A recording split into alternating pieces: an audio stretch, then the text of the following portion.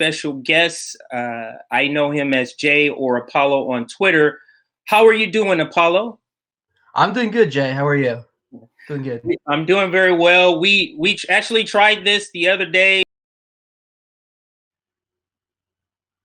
Oof. No worries, no worries. We actually tried this the other day. It didn't go so well, but this time, hopefully, we have a little more luck with the stream today. So again, this is the Compton Jay Show on the Fred Hampton Network. And today's topic is the police state, the latest police killings or really murders, mass shootings, and what is the level of Democrats' culpability, complicity in propping up police violence, in particular against people of color. So that's kind of the broad, thing we're going to be talking about today. But before we get to dive into that topic, we always want to make sure for the new members or new people watching us that you check out our Patreon. We will be revamping our Patreon to include a little bit more benefits for each tier. So that is coming, but make sure if you're able to contribute, because we have a lot of great things in the works and it does require funding. So just wanted to get that out of the way. Another thing, make sure you like this video. Doesn't matter what platform you're on. Make sure you like this video because it pulls it up for a lot of other people. I'm going to go ahead and open up the chat for those that flow through. We still have a few people coming in. And let's see here.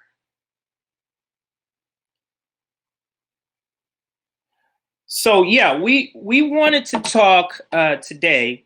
Actually, let's give a couple minutes for the people trickling in. I'm seeing a couple people join us here. And I'm also going to post that link on some of our social media platforms so you can share that on Twitter and YouTube and such. So let's see what's happening to Jay. Let's see here.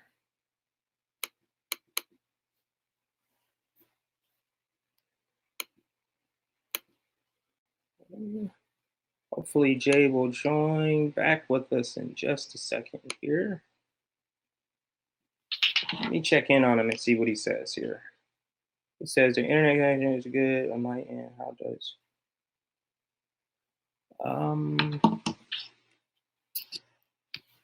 Let's see here. All right, we're actually just gonna get started here. I'm gonna refresh this and see if I can see Jay now.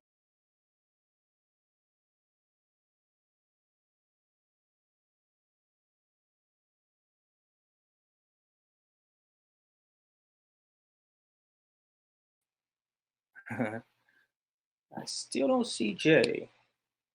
Let's see. I don't see you.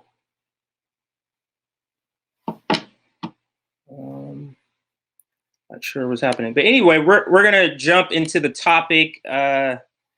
Same sort of thing happened last time where we just had problems with the internet connection, but we're gonna go ahead and continue the show. Hopefully, we'll get Jay or Apollo back on in a few minutes. But like I said, what we wanted to talk about today was just the latest police killings, the mass shootings. So, I mean, just in the last 3 weeks, what we've seen is just an uptick in, or at least in the reporting of mass shootings, not mass shootings, but police shootings. The ones that have come to the light, to the mainstream media, to popular culture, it seems to have been an uptick in those shootings. Even after the Daunte Wright murder, there were a couple of shootings after that. I'm sorry, even on the day of the George Floyd verdict, there were a couple of shootings after that. And what I wanted to examine was what is the state of America when we're talking about gun culture and the fact that things could happen. People can get shot. People can die. And there is no response from our government. Like there's outrage. There's, solidarity. There's, hey, flag waving, that sort of thing. But there's no real substantial, tangible legislation that will curb any of these sort of mass shootings and also police killings. Now, for different reasons, legislation in both of these topics, mass shootings and police killings, for different reasons, legislation is not coming to pass. So, for example, for mass shootings, you have the gun lobby that has a strong hold on a lot of the members of Congress, especially the Republicans. So there's where the gridlock is created there. Then you have, on the other hands, with police shootings, you have both parties, both corporate parties, Republicans and Democrats, in bed, essentially, with police unions and the militarization of policing because of the military budget. And we're going to kind of talk about how that overflow of supplies of the military budget finds its way to the police state and domestically, which in turn is a result, some of the reason why we have the results we have today in all of these mass shootings and police murders. Let's see what Jay says here. Should I log back in? Try that. Okay. Jay is still trying to get on. Thank you, sir. Mine says the same. Okay. All right. Sorry about that. Jay is still trying to get on. For some reason, he is having a issue.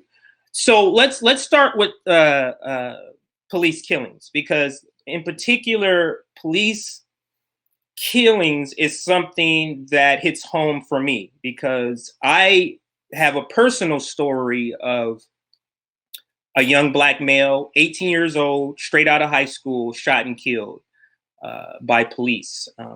He was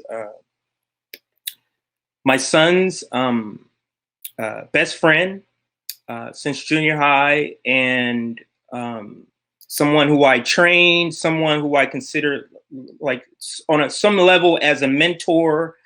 And, that news was devastating. So I could just imagine, or try to imagine, what, a lot of people are going through that have loved ones that have been shot and killed by police, and then the circumstance. And then on top of that, to be smeared by mass media or by mainstream media and the police by their story of what happens. I mean, I don't know about you, but in no way do I believe any of the stories that the police tell about any of the killings. They might as well say blah, blah, blah, blah, blah, because it's the same. It has the same value to me and what their stories are. So with the Dante Wright murder, I saw people defending that, and it just feels like there isn't a bottom for a certain segment of the American population when it comes to policing. Like, as long as they're policing people of color and doing these things to people of color, it's just kind of like, oh, well, it is what it is. And then the latest killing of this 16-year-old who was fighting with somebody and they shot and killed her. I mean, do they teach police officers anything else but shooting?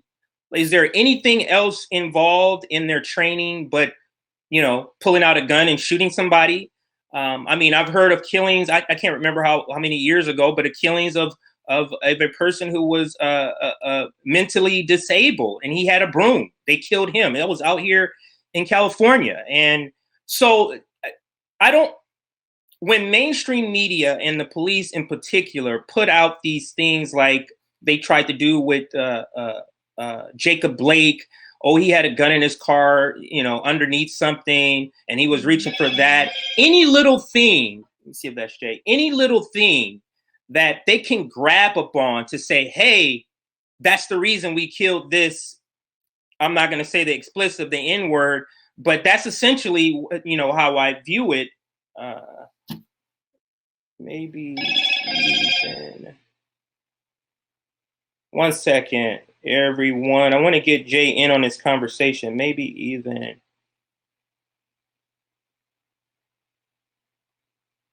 computer.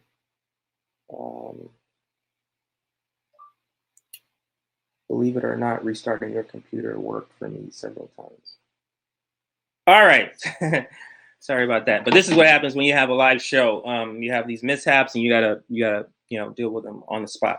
But anyway, I am operating by myself right now, so I will get to the comments as soon as I can. As soon as I can get Jay on here, I will get to those comments. But I do see the comments building up. Just give me a chance to get to those. So back to what I was discussing with these police killings. So it feels surreal that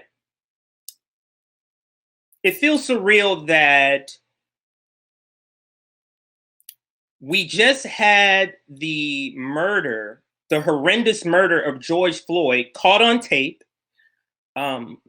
which in turn produced massive worldwide protests, and police don't seem to have even cared. It's almost like they saw the protest and they know that nothing's going to happen to them. So nothing about their behavior has been curbed by the worldwide protests. Nothing about their behavior has been curbed by, in the United States, they're saying like the protests, the Black Lives Matter protest is the largest civil rights protest in American history. But none of that seems to curb police. Even the Derek Chauvin murder conviction doesn't seem to curb police departments. Doesn't seem to curb that racist inclination to just murder at will people of color. And to me, that's concerning. Because if worldwide protests is not enough to curb their behavior, then what is? Yeah, I'm trying everything. I don't know.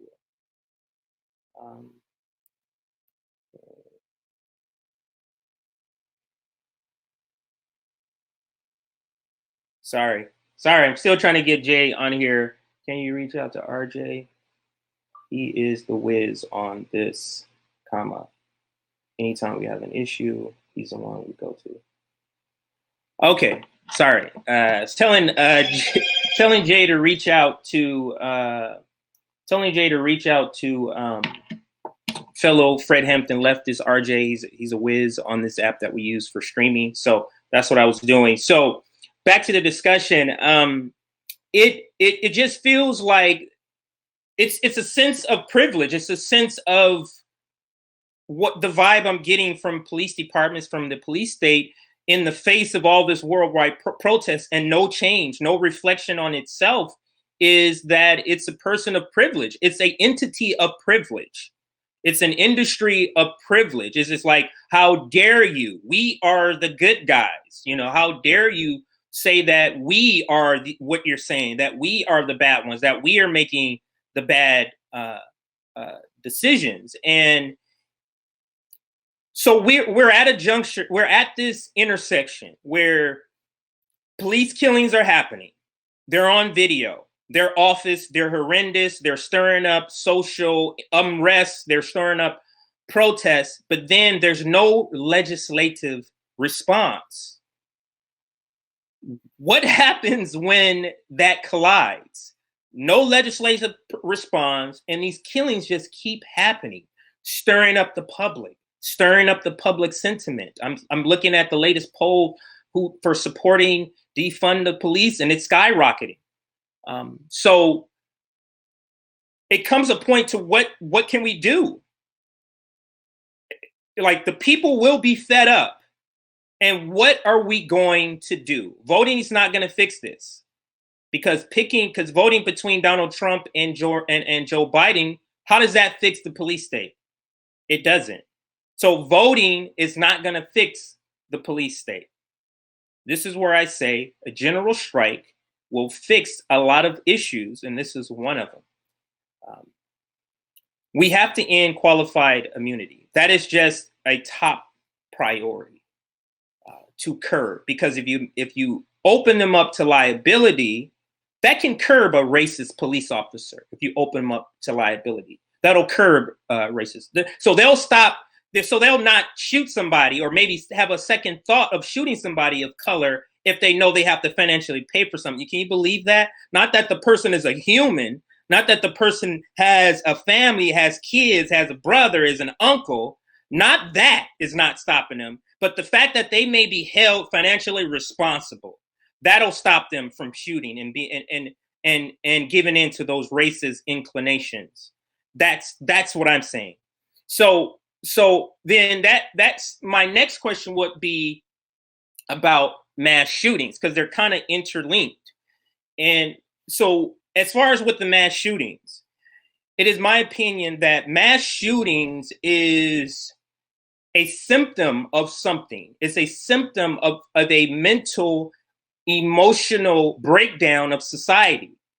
And that mental and emotional breakdown can be tied to a lot of things, not just the pandemic, but long term tied to economics. There's so much of our lives, so much of our emotional state, mental state is tied to the lack of financial stability. So this is why general strike sort of ties into anything and everything we want to do. Is that you, Jay? Back on, sir. I'm so happy to have you back on.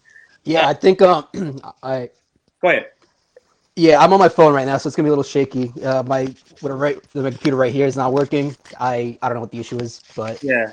you know, No, every time we need to do something, it was working perfectly all day, but every time like we need to get on this podcast, it's like falls flat for whatever yeah, reason. yeah. It's weird. They don't want to sound talk, but like whatever, it is what it is. Yeah, Somebody doesn't want you and I to talk. But just as a side note, I don't want you to think yeah, like this. Every person that we've had on here, it's the same issue. When we initially tried to do this, as a group, it's the same sort of issue where it's not functioning properly. So the audience kind of understands that. I'll just plug you into the conversation. I was just kind of going over, um, what is mass shootings is saying about our society, and I was just kind of just saying that mass shooting is sort of a symptom of the emotional and mental health of our nation, of our society.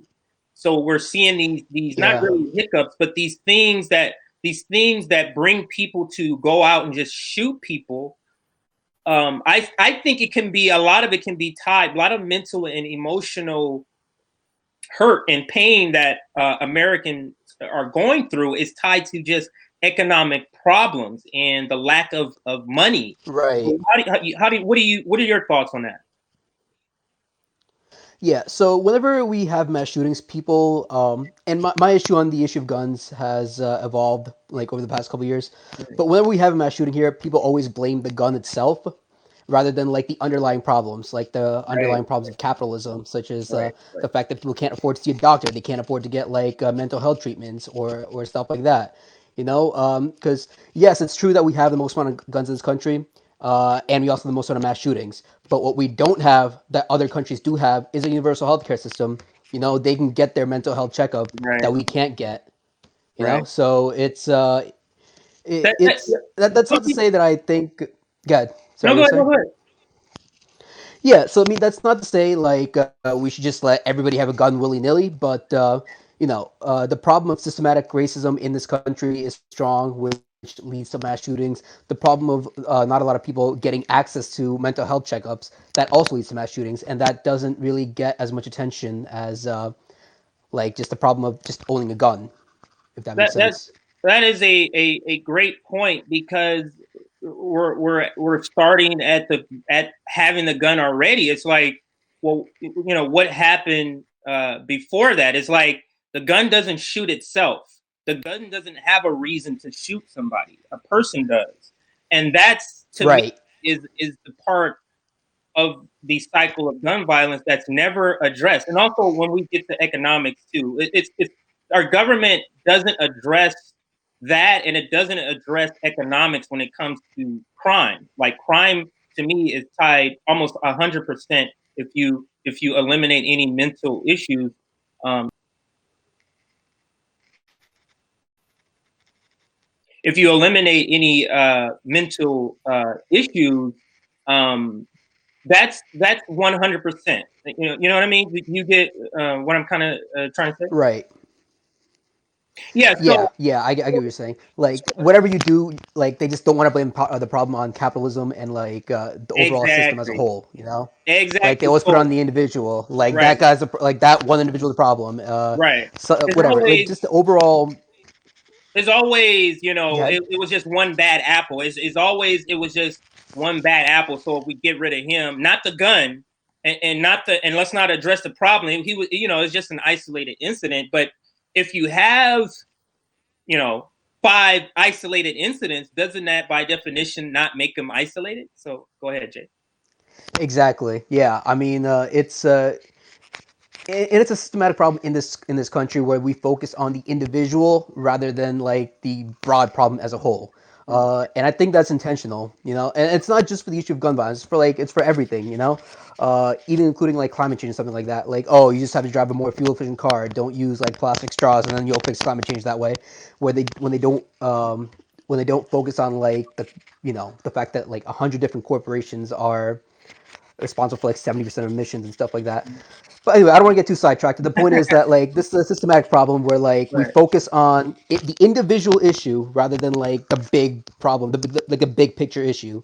right, Um, right, right. And you know, and it's and also if like it's just amazing to me that we have had so many mass shootings and no legislative response. And I was talking to somebody and they said, what would it take for, our government to respond to any of these mass shootings? And my response was nothing, because Sandy Hook, if if white kids can be murdered and there's no response from our government, black kids getting murdered. yeah, that's a good point. That's never going to happen. You get what I'm saying? Like, I Yeah, no, when that's a Sandy really good Hook point. happened. Go ahead. That's a really good point. Like, and it's the unfortunate reality. Like, people are only gonna care if it's like, well, most people are only gonna care if it's like white kids getting shot, and then it becomes very real to them. Right. Excuse me, and becomes like a problem that like everybody suddenly starts getting involved in, like in wanting to Right. fix it. But even if like white kids getting shot up and you still don't address the problem, it just shows you that like it just doesn't give me any hope that we for the Right, right. future. And I hate to leave that It's on a good very note, but depressing. It's very depressing yeah. to have that happen. And when Sandy Hook happened, I really thought that I didn't think anything great was going to happen, but I thought something would happen, because it was like, okay, finally, this has happened to small white kids. That is something that white America is going to respond to, and it nothing never really materialized. So, do you think there's something? Do you think there's a breaking point or a threshold that we can reach for something to happen, or no? For this one issue, I hate to say, I don't really think I see anything anytime soon, because I think we have more guns than we do people in the country, especially when like you go in the South, like almost everybody owns a gun, and it's such a divisive, polarizing issue that like you bring up even the most moderate gun reform, and it does pull well. A lot of people do support it, but like because gun ownership is such a like a massive it's such a common thing, it Mm-hmm. becomes more difficult to fix, you know. Right. And even for issues that has overwhelming support, like in Medicare for all, it has like maybe 70% support, something like that, and even we can't get that. Gun reform has it has good support, but like there is a lot of gun ownership as well. The fact that like the public also is not fully quite there, it just makes me feel less hopeful about like any kind of solution in the near future, unfortunately. Well, my assessment of polls, I mean, we do, we read polls. They they can have some valuable information, but lobbyists, industries, special interest industries, they use it. It's hard to say. Yeah, I'm not gonna say that. I don't want to get canceled. I don't want to get canceled. I'm not gonna say that you. part. So let's move to the next thing. So if we don't feel like anything, no event is going to bring our government to do anything. And what do you think about that? Like, we have these things that poll so high, and there's nothing happening from the government. It's like, what is the polls for? Like, why are we taking the polls? Or let me say it a different way about the polls. So I'm going to jump back to what we're just going to say. Polls, a lot of times, are used to convince people of something and not necessarily to inform you of something. If you don't deep dive in the poll and find out that, hey, everybody, 70% of the people they polled were over 55, and most of the people they were polled were in Nebraska, that contained a poll. So you have to deep dive in the poll. Right. When they just give you the skimming numbers, you don't want to just go off of that. But what I always say is polling is more a gauge of the effectiveness of propaganda, not necessarily of people's opinions. That's what I think. Because if, for example, if the people who are against Medicare for all, however small it is, a lot of the reasons they give against Medicare for all are all of the propaganda talking points. So that's how I know that if you're polling them and 30% are against Medicare for all, that 30% is just telling me that 30% of the population are still under that propaganda. Right. Yeah. Yeah. I mean, you could change the result completely based on like just the way you word a poll and stuff like Exactly. that. So it's I feel like I don't know. I do kind of trust I do kind of trust that Medicare for all poll um, only because it's like against what the establishment wants. And if you are going to rig a poll in your favor, that number, I think, if it was rigged in any way, would be a lot Right, lower. right, If that makes sense. Like, you get what I'm saying? Yeah. right, right, right. It's Right. No, yeah. there's So certain issues where I believe polling is a lot more accurate than others. But what I'm saying is, anytime a special interest group, let's say the NRA, is using a poll to prove their point, what I'm saying is what's oh behind yeah. the poll. And a lot of times these special interest industries are the ones funding the poll. You get what I'm saying? So, Yeah, I see what you're all of saying. that is, Yeah, yeah. I haven't done a deep dive to know for sure 100% of the other, but that definitely would not surprise me to know that that yeah. was true.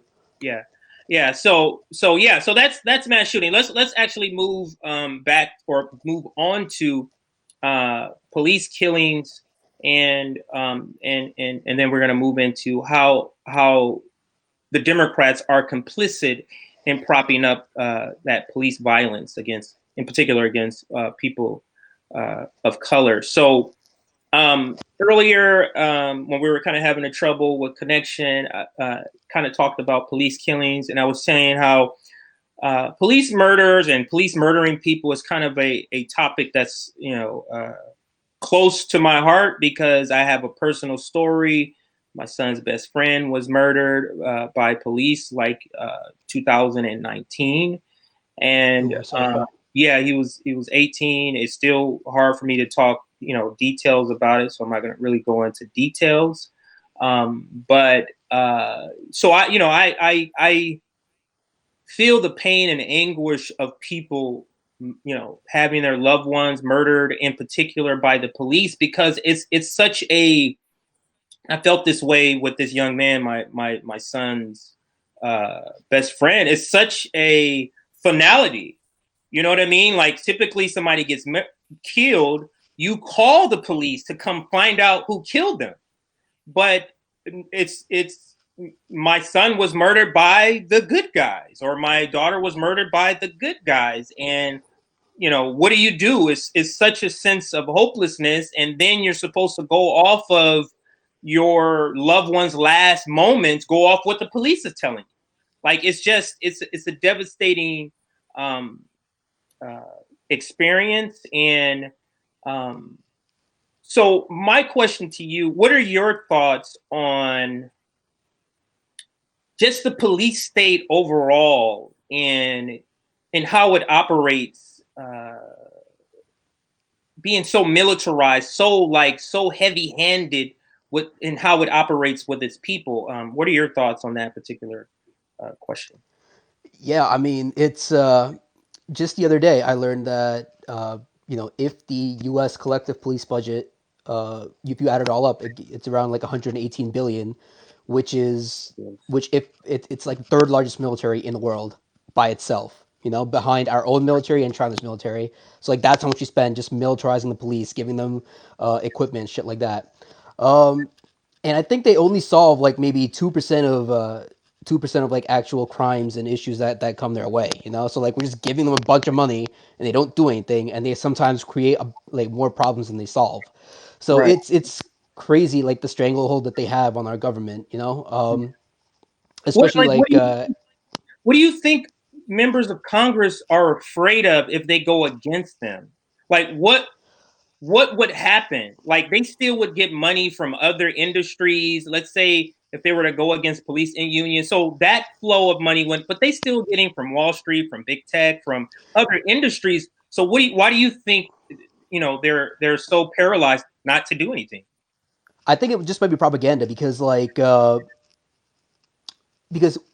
don't know about your experience, but like when I was a kid in elementary school, we would have cops coming in to our classrooms telling us like, "Hey, we're the good guys. If you're in trouble, come to us. We'll save your problem. Like we'll solve your problem. We'll do this. We'll do that. All that kind of shit." So like from a young age, we're inundated to that police are the good guys. That like they will solve our problems and all that sort of Right, stuff. right, right. And so it's just propaganda because it when you say defund the police, when you say police are bad, it is very easy because a lot of the public is propagandized to say, look at this crazy guy over here. He wants to Mhm. defund the police. What's going to happen now? Like it's going to just like send crime out of control. It's going to do this. It's going to do that. And so I think. I think the public's own deception of what the police actually do is something that they're scared of. Like they're scared to like get labeled some kind of weird radical or something like that if they say anything even remotely against the police. Right. I mean, Especially when like half the country. Go when ahead. half the country, go ahead. No, when half the country, go ahead. So half the country is like has completely like bought into that whole police propaganda. And in my town, I can't go anywhere without seeing like that fucking police flag everywhere. Um, I it's could I'm imagine the in the state you are. I've heard stories, but like you were saying, to your point, we're propagandized about police from birth. I mean, I have a small daughter right. who's 3 years old, and there's a couple of episodes of the Bubble Guppies where they're telling kids how great the police are, and I had to stop that episode because I gotta stop the program. I gotta stop the Yeah, programming good choice. somewhere, but it starts at that level. I mean, she's 3, and they're already programming her for that. What I will say though is that there is a light at the end of the tunnel because like the younger generations definitely see the problem with policing in this country. My Absolutely. best friend actually is a daughter of like she comes from a whole family of cops, and she's like, yeah, defund the police, fuck them. But I mean, it's still like a personal issue to her, like Right, because she right, has right. family that are in the industry, so she's not going to be as radical as like Right, right. But like you're as right. To your point, like the younger generation, they're just not being propaganda. Their propaganda isn't affecting them in the same way as some of the older generations. But here's my next question: for those that are against defund the police, what are they seeing that we are not seeing? Like, or is it something that it's we're seeing that they're not seeing? I'm just trying to understand, how do you say Dante Wright was shot? Was shot? see you had it right the second time around. It's yeah. Sorry, go ahead. I didn't want to cut you No, off. no, go ahead. No, go ahead. Go ahead. So I think you're right about what you were saying earlier, where it's something we're seeing that they're not seeing, because I mean, I live in like a pretty well-off area, and so every encounter that I've had with cops like went, it was alright. It didn't go bad at all, you know. And so if I wasn't on social media, if I wasn't paying attention to the news and shit like that, I would say, "Oh no, the cops they're great. They do their job. They don't really bully people or anything like that." So it's more of an issue of what they're not seeing. They're not seeing that like the police have an outrageous military budget. They're not seeing that the police disproportionately affect minorities and people of color more than Yeah, white people and wealthy people and stuff like that. I guess you're to your point.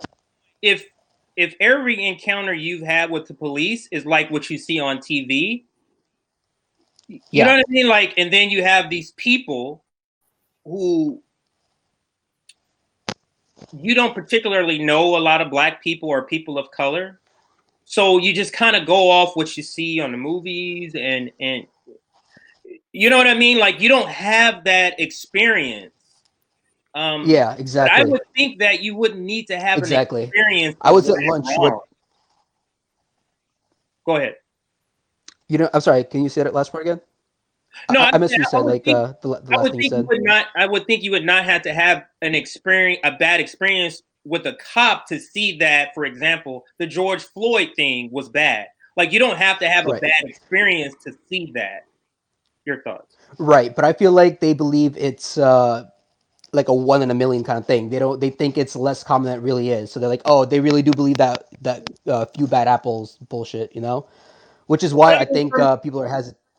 from their perspective, you know what I mean? Like if every encounter, I go back to that example. If every encounter, if you've encountered 1,000 police, and every time in your nice neighborhood, not you, but in your nice neighborhood, if you live in Beverly Hills and every encounter you've had has been great, and then you have these other people saying, hey, the police are bad, you're gonna go, what?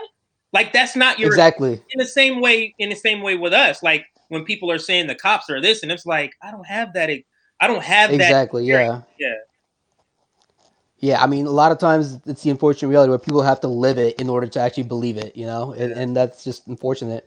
And other times, and the few times that they do see something that goes against their narrative, they either reject it or they believe it's like a one-off incident. Because I can't tell you the number of people I've seen that actually low-key tried to justify the killing of George Floyd. It was ridiculous. Like, oh, he had some drugs in the system, he had this, he had that, whatever. Cops aren't supposed to kill like cops are not supposed to kill guilty people either. Like you can, Right. take the But most that bad faith example like of what yeah, George Floyd is doing, and it still does not justify his death at all. that's the It's sort of it's crazy. I mean, I that's the sort of conditioning sorry. that America and especially white America has is that this is why mainstream media throw in those little nuggets of information into the story. Jacob Blake had a gun in his car. All of us are saying, and that doesn't justify it. But the people who that matters to are going, oh, okay, okay, then that's the reason why. You get what I'm saying? Like that's those Yeah, nuggets of information. it's Just such like, hypocrisy from right wingers though. go ahead. What do you mean? So I mean, it's like they say, "Oh, Second Amendment, everyone should own a gun," and then like one black person owns a gun, and the police shoot him up. They're like, "Oh yeah, he deserves to get shot because he had a gun in his hand or in his car or Right, wherever." I'm like, you right. don't see the hypocrisy there. Like you guys are the ones that say everyone should have a gun, and then Yeah, don't take it right now like there's a black guy exercising his right, and you think he deserves to be shot up for that. It's just but it's crazy to me. I think people who say that are telling you something without telling you, and that is they have the right to Exactly. a gun. Other people do not. The others, the BIPOC, the brown indigenous, the black indigenous people of color, you don't have the same rights to own a gun. You don't have the same rights in general, but in particular uh, to own a gun. So then let's move into one. Let me ask you this question, then I'll answer it after you. Do you believe that the Democratic Party is culpable or complicit in propping up the police state, police violence, etc.? I mean, when you got the author of the '94 crime bill that is currently president, and then Kamala Harris, who locked up like half the people of color in California as vice president. I mean, yes, they're sure. They're not looking positive because I don't know if you saw this the other day. Mina Harris, Kamala's niece, I think. Yeah, she Her name came is out in Nina support also? of. Her name is Nina Sorry. also? Oh, You said Mina, Meena. Oh, okay, got it. Yeah, so Kamala Harris's niece came out in support of defund the police. I don't know if you saw that. I did not. Yeah, so the fact that like the vice president's own niece said unequivocally on Twitter, defund the police, even if she's full of shit, like I think that does Right, go a long way, you know? right. Like it does definitely move the needle because defund the police as a slogan, as a movement, isn't even like a full year old yet. Right. It'll be I think 1 year in like June or something like that, and we've already made this much of a progress, like a very huge progress. And the fact that like now we have the vice president's daughter out in support of it does leave me pretty optimistic for the future, you It does. know. It does for me. But that does not. Go ahead. No, go ahead. Sorry. Yeah, that's okay. But that does not excuse the role that Joe Biden played in police brutality and Kamala's own history as Attorney General of California. You know, like they have blood on their hands, that's for sure, and they definitely did play their role in getting to where we are today. You know, Ab- even ab- if we're like going to a good place in the future, like they still have blood on their hands today. absolutely. When I was thinking of the question, how are Democrats culpable? I didn't even think of the 1994 crime bill. I completely did not even think of that when I was thinking of all the Oh wow, things okay. that they do to prop up. What I was thinking of more of being against, for example, ending qualified immunity. Like if you don't have the ability to Right. hold them liable, let us go. So if you don't, okay, so there's a dispute whether a cop did something wrong or where he should or not. Okay, let's go in front of a judge. Let's go in front of a judge and jury, and let's let them decide. Let's let them see the evidence. Like if you're against that, if you're against holding them accountable, then by default you're for propping up what's happening now, which is unrestricted police violence. So that's one way, in my opinion, that Democrats prop up police violence. Your thoughts? Yeah, for sure. I mean, that definitely is that 100% is true. One thing I learned recently from one of my friends, actually, she's a founder of Ten Demands with Nick, um, that there's a Bill of Rights for cops in a whole bunch of cities and states across the country.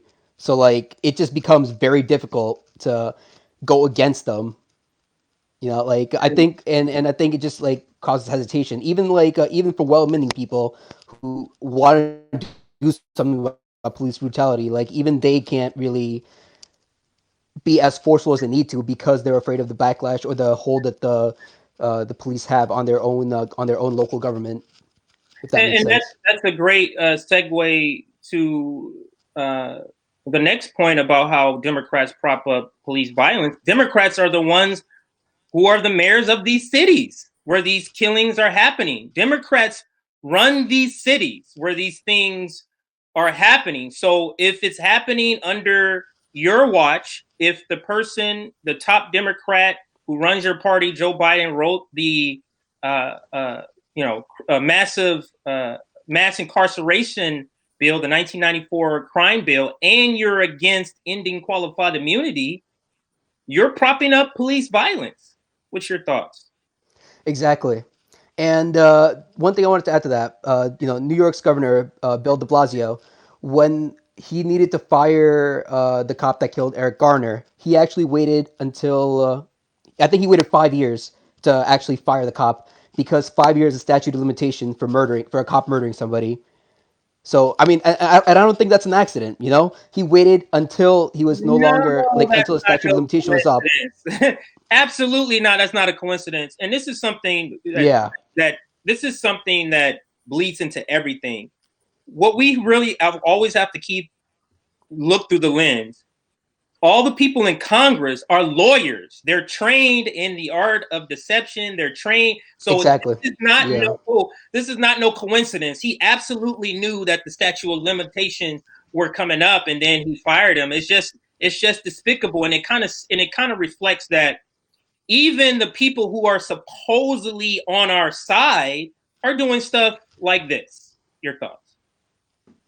No, exactly, 100%. They're just trying to deceive the public because they know most of the public does not know the nitty gritty details about when the statute of limitations up. They see, oh, Bill De Blasio finally fired the cop that killed Eric Garner 5 years later. They're like, oh yeah, good for Bill De Blasio for actually doing something. Right. Um, What was and his it's reason? Was it that the reason for I killing or something else? I don't remember what the reason was, Okay. unfortunately. Okay. And the same thing with the Derek Chauvin trial. Like, I don't know if you saw, but there were reports. I think Axios reported it, where actually prosecuting Derek Chauvin uh, would ease the call for legitimate police reform. They just have sacrificed one cop here and there, and then the entire call for police reform actually just plummets Yeah. because it actually is enough to deceive the public into thinking we're doing something when we're not. We're just killing. We're just like going after rather than And targeting a systematic issue as a whole. mass media is participating in this because when that verdict came out, like all I saw was, Exactly. we're moving forward. This is a page, a turn, painting a page in racism, and this is a different day, and this. No, it's not. No, it's not. It's third degree. So at the maximum, we're talking about 12 years, even though Right. they're asking for more. But 12 years means what in reality? It means maybe 6 or 7 that he's actually serving, and that's if he gets 12 years. What if they decide to give him 5 years? Exactly. Yeah. He'll essentially be serving 2 years, and he'll be out. So Yeah, they'll always like whittle it down little by little, and right, right, by the time it's out of the mind of the public, it they win. That's all they need. They right. just need to wait it out until the public no longer cares about it, and then it's Yeah, and then it's and like, then nobody will ever well, visit it, and nobody will make a peep except like and it's like, God. Derek Sheldon got convicted, so everything's good now, right? No, everything's actually Exactly. Yeah. not good, and it was so telling that they really couldn't go real hard on that narrative because another killing happened the same day. Like they really couldn't go hard. I guess Right. they wanted to go Right. hard at that earlier in the day. Then when news of another killing came out, they kind of backed off of that. Your thoughts? It's. I mean, yeah, I agree with that largely. Like the same day that the Chauvin trial was happening, we had another mass killing, and I think the number of killings is actually going up. Unfortunately, it started from like 1 to 3 a day to like maybe 3 or 4 a day now. So we're really not doing much about it. Unfortunately, like yeah, I mean we're getting some of the most prominent members, but it's it's still just like very incremental change at best. Yeah, that's what I'm saying. I mean, you have George Floyd's cop killer in jail, but you got Breonna Taylor, you got Tamir Rice. Yeah, Like, you know what I mean? Like we can name, just ramble off tons of other names where nothing has happened. So, exactly. Yeah, this is just literally like a small drop not even a small drop, like a half a drop in the bucket. So, um, let me get. The next question is how do we so we kind of talked about the issue, we kind of talked about the differences, but what do we do? Like what do somebody like you, like I, like a parent who has a child of color, an indigenous child, like what do we do? Like we want uh, we want we want we want to be able to send our kids out without the fear of them being murdered by the so-called good guys. So it's a feeling of hopelessness. But in your opinion, like what are some of the things that we all could do to push for real change? I I honestly don't have a good answer for that because like I first of all live in a pretty well off community where I don't really get a lot of bullshit from cops to begin with, and I Mm-hmm. also don't have kids myself, so that's just not a thought that I'm really thinking of all too often. Mm-hmm. What I will say though is at the heart of everything is just informing the public of what's actually happening, de-propagandizing the public on a mass scale, which is definitely not an easy task, especially since we're inundated to believe that cops are the good guys since Right. a very young age. Yeah. So it definitely is a difficult task. I honestly, unfortunately, don't have a good answer for that. To tell you I the truth, don't either.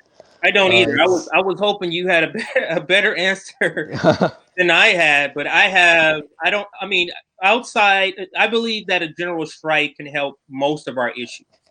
But I'm not saying oh, specific. for sure, yeah. You know what I mean. I'm not Uh, saying specifically a general strike just to fix the police state. I'm just saying if we were to pull off a general strike, this would have to be part of the demands because we're not going to fix this by voting.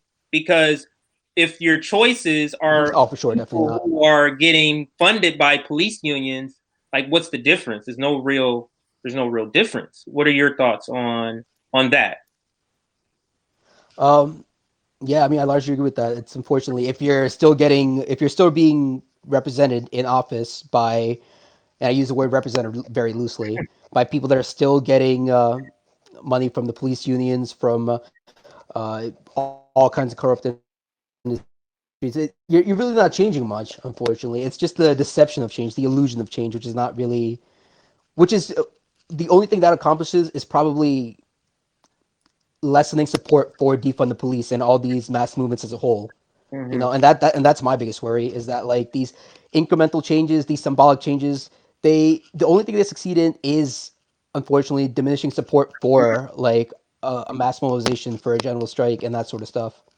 That could be the whole Unfortunately, point to why they even do. You yeah, know, they give us crumbs. That's why they do. They give us crumbs so that it suffices us. They send us a $1,400 check, and then we won't demand $2,000 a month. You get what I'm saying? It's that's just a way. yeah, That's right. just a way of doing that. And what did you think about Nancy Pelosi's response or her little speech? I saw you It's just retweet so. that.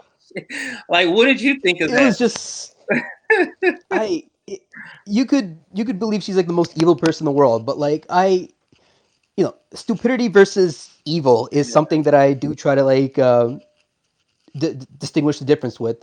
Like, not a single person in her office said, "Don't say that shit. That's a bad idea. That's insensitive. That's stupid."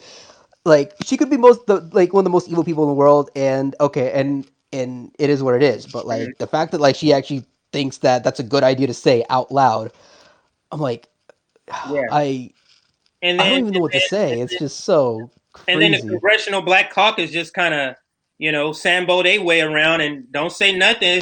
It's so disconcerting. I never watched the full video. It's just I have a physical reaction to watching Same, yeah. Pelosi speak. Uh, so Give me 1 second because my phone's about to die, and so I gotta get into a charger. no worries, no worries. Hold on, We are let me going to see be this coming away. to an end, but yeah, get to a charger as soon as you can. But like I was saying, I got. take in. Oh Can yeah, you hear yeah, me? yeah. I can hear you. Yeah, I can hear you. We're gonna be bringing the Okay. episode to an end. Did you get a charger? Or you still need a moment to get a charger? No, I'm good. Good. Okay, all The right. charger wasn't far away, but yeah. Okay, perfect. Okay, so like I was saying about Nancy Pelosi in the Congressional Black Caucus, it was just it's pretty what's the right word here? It's pretty disgusting. Like it's just I've heard like I don't need to hear any more awful takes from Nancy Pelosi. Like I've heard enough for the rest of my life. I don't need to hear anything else from her. Of all the people in public life, let me think. No, no, her and Hillary are two of the people I just cannot Yeah. wait to leave public life. Like I don't want to hear anything about you anymore. I mean, just so disgusting to me. But my next question and one of my last questions to you is: do you believe that the protest will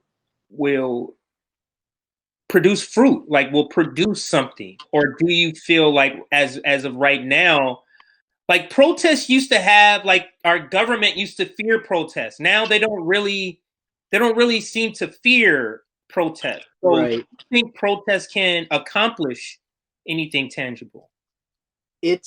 I do think so, but it's definitely the long game because the support for Black Lives Matter, the support for defund the police has gone up tremendously over the past year, ever since the George Floyd protest started. Even though results have not followed through, public perception of defund the police and what that actually entails, they've gotten more. The public has gotten more aware of that. Even my own friends, I have a lot of friends that are right wingers, and I tell them exactly what defund the police means, and they pay attention on themselves. And I've had luck just convincing my own friends about the nature of the police as a whole, and little things like that. I do. They do have a ripple effect. Like you will see change, but it's just unfortunately not at the pace that I would like to see it at. Mhm. You know. Absolutely. And that's not to say like we have had no change. I think some cities and counties and stuff like that they've had some luck in reeling in the police department. So on a local level, I think it's producing a lot more change than like on the national stage. And I really also don't want to underestimate the power of like public perception and where the public opinion is on a lot of these issues, like defund the police. Absolutely. And to one of your earlier points, what the one of the few things, a glimmer of hope, is in young people. Like young people are seeing all of this. Imagine being 13, 14, 15, 16, and you're growing up with all these mass shootings, all these police killings, this defund the movement, these world protests. These people, like it or not, this is why I always say, you can hold off Medicare for all you want, but we're gonna have it. Once we get everybody in who are 13, 14, Right. 16 years old, and they're the ones that are in their 20s and 30s, we're gonna get these things done. So, and that is my opinion. I'm going to leave it there for this episode, for this live stream. Again, make sure you like before you sign out of here. We're going to be bringing this to a close in just a few minutes. Make sure you smash the like button. I do apologize for not getting to any of the comments. We didn't have a producer today, and just with the connection issues, I was not able to get to those comments. But if you did want to ask a question, you can always find us on Twitter at Fred Hampton Left, at Fred Hampton Left. And for the tweet for this live broadcast, just post your questions there, and then we'll get to those questions. Again, I apologize for that. Make sure you check out our Patreon. Make sure you check out all of our content. We got some great content coming up later today. RJ will be on live with Danny from the Black Agenda Report. And then after that, I will be on with the Convo Couches Fiorella. I'll be on with her talking about the police state and how it's connected to the military and how they have a very, very close connection. So stay tuned for those live streams later today and this weekend. Again, thank you, Apollo, for joining me. I'll absolutely bring you on. And maybe the more often we do it, the better, the smoother it will go, Apollo. But yeah, internet willing, unfortunately. thank you for joining me. And thank you, everybody, for joining me for this live stream. You guys and gals, have a great rest of your day. See ya. All right. Bye, Jay. Talk to you soon.